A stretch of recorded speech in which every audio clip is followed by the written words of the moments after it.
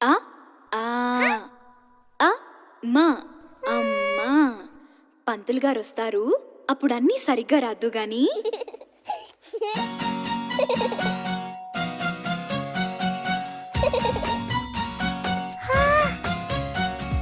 అక్షరాభ్యాసం చూడండి రండి రండి రండి.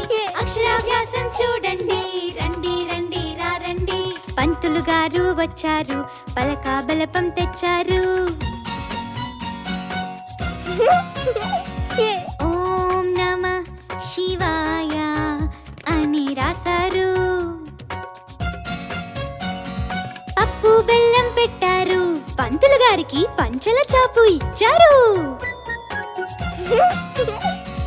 పంతులు గారు